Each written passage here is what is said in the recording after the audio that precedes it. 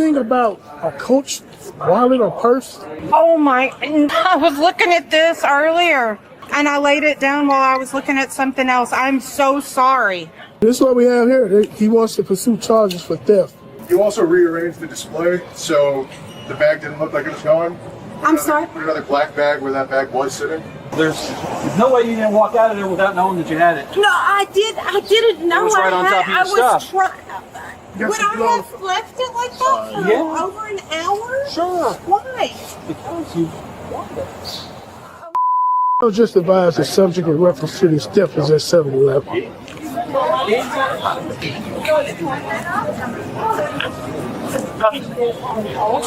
you the one who stole the coach? Yeah. We're not walking to far. I'm out with the manager en route to 7-Eleven. Our associates at Where's she at? Remember she has like a carry-on and stuff? Yep. The bag is, the coach bag is sitting right there. Yeah, she placed it on top. It's on the, remember, see the table where you started stuff? Oh, yeah. So I'll be out with the Navy unit.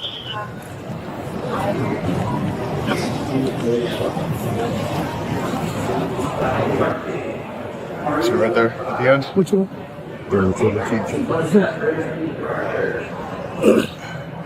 Texas theft law does not punish possession of another person's property. It punishes a state of mind. Under Texas Penal Code Section 31.03, theft requires the unlawful appropriation of property with intent to deprive the owner. Section 31.01 defines deprive as withholding property permanently or for so long that its value is lost. So the entire case turns on one element, intent. And intent is rarely proven by confession. It is proven by circumstance, and that is where two competing inferences collide. A claim of honest mistake is not a loophole. A genuine lack of intent to deprive is a complete defense to theft. But circumstantial conduct can defeat that claim, and a rearranged display concealing an item's absence cuts hard against innocence. That single allegation, if supported, converts an ambiguous act into evidence of a deliberate plan. How you doing, ma'am? Sorry. How you doing today? Good, how are you? You know anything about a Coach wallet or purse? Oh my, I was looking at this earlier and I laid it down while I was looking at something else. I'm so sorry. Okay, so I've been walking around with it ever since I left that store, probably an hour ago. This is it? Yes, sir. This book? Sir. Okay. All right, so hold on. I'm so sorry. You want a purse or you just want your purse back? No, we want to press register. You do? Yes, sir. All right. I'm so sorry. I set it down and I was looking at another person and I guess I just rolled out with it. That's what I'm looking to see. Yes, ma'am. I got the phone. 323. I'm sorry. Okay. Well, this is what we have here. He wants to pursue charges for theft. He does? Yes, ma'am. I'm so sorry, sir. I laid it down and if I was trying to take it, I would have put it up somewhere. You also rearranged the display so the bag didn't look like it was going. I'm sorry? Put another black bag where that bag was sitting. I was looking at all the bags on that table. Okay. Stand up for me, man. Sir, I promise I was just looking at the Come right bag. here so I see you. Do you have a driver's license on uniform? Do you have a driver's license on uniform?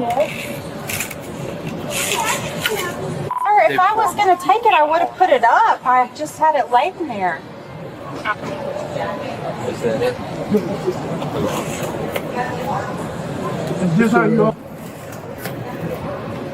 Is this how you all have it in the inside?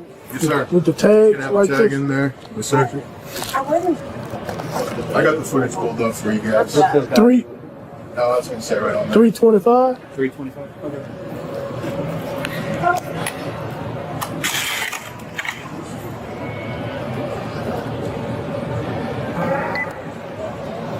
Take control of one, pursuit criminal charges. Yes, sir. Let me get a copy. Oh, yeah. You work for American Airlines? Do I work for them? No.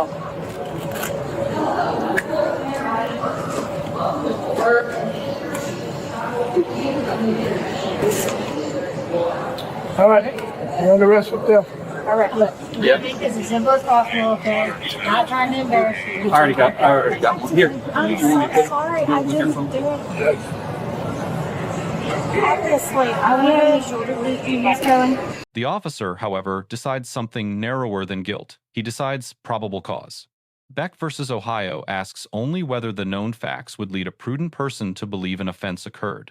A merchant complaint, recovered property with intact tags, and the display allegation easily clear that threshold. The standard for arrest is suspicion grounded, in fact. The standard for conviction is proof beyond a reasonable doubt. Conflating the two is the most common error viewers make when judging footage like this. All right. You're under arrest for theft, man. All right, look. We're going to make this as simple as possible, okay? Not trying to embarrass you. I already got one. I'm so sorry. I didn't do it. Yeah. Obviously, I would have. Shoulders if you miss going. Yes, actually, my right I'm shoulder. going to put you. Can I put my stuff up? I'm going to put it up for Put it you. up. Go ahead and give me your hand. Your other hand. Give me your hand. I got it. Take two. You got another pair of cuffs.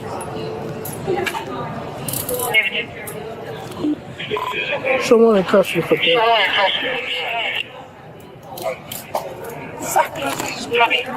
Do you have a camera? Yes, we have a camera. Hang on. Your phone is going to be right in here, man. You're crazy. Okay. Oh, great. You're fine. You're fine.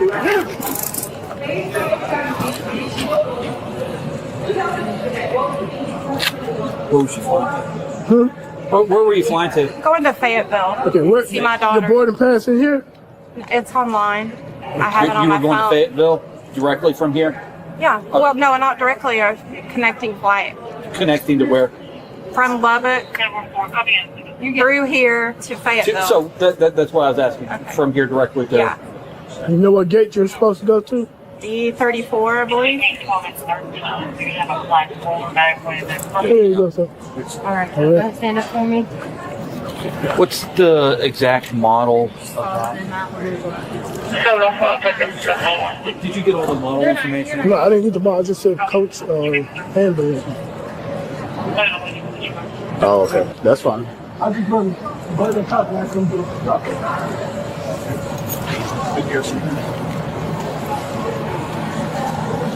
I'm actually parked right out here outside the office. Yes, ma'am. No, we're in there.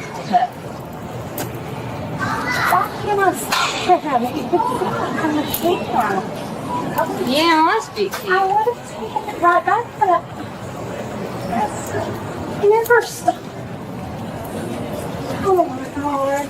Once the arrest is lawful, the Fourth Amendment analysis shifts to the search of the person. United States versus Robinson holds that a lawful custodial arrest justifies a full search of the arrestee without a separate warrant. No independent probable cause for the search is required. The arrest itself supplies the authority. The harder constitutional question is not the search. It is what is said after the cuffs are on. Miranda versus Arizona bars the use of statements drawn from custodial interrogation unless warnings precede them. Rhode Island versus Innis widens that rule to any words an officer should know are likely to draw an incriminating reply. Pressing a suspect on whether she knew she had the property is precisely that kind of questioning. Yet the analysis splits. Volunteered statements are not the product of interrogation, and they remain admissible. Spontaneous apologies and unprompted explanations survive even without warnings. Pennsylvania versus Muniz adds a further carve-out. Routine booking questions about identity and travel need no warning. The line is purpose. Biographical intake is permitted. Substantive questioning aimed at a disputed fact is not. So the legal exposure here is narrow but real. Only the prompted post-custody answers face a suppression risk. A single Miranda warning would have removed even that risk at no cost. Right here. Yeah, right here. Hey,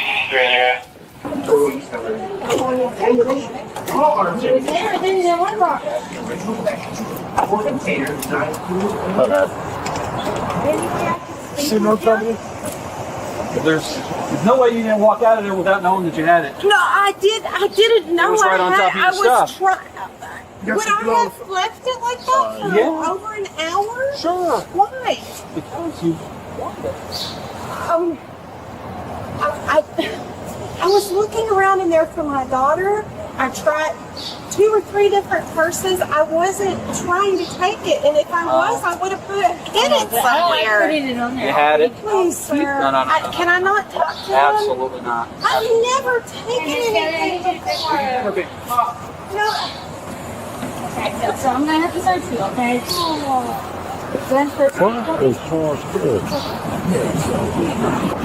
Keep some shit. I might have to step up on the curb real quick. It's easy to see. Put your left foot in.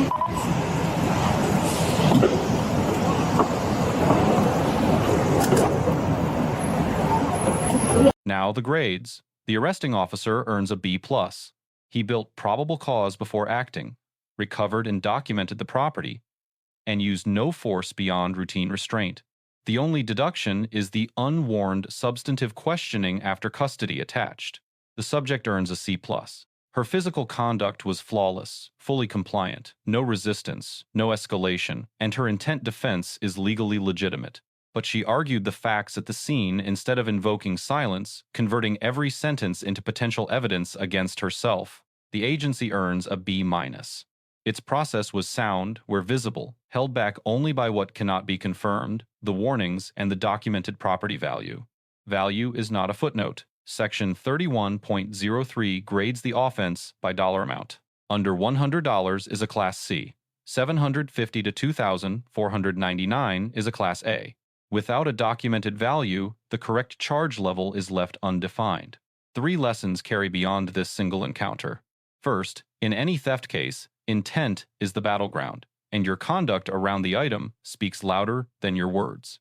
Second, the right to remain silent exists precisely for moments like this. Explaining yourself to officers rarely helps and often harms. Third, compliance and silence are not opposites. You can cooperate physically while declining to discuss the facts. The courtroom, not the concourse, is where an intent defense is won. Let us know if there's an interaction or legal topic that you would like us to discuss in the comments below. Thank you for watching, and don't forget to subscribe to our channel for more content on police court interactions.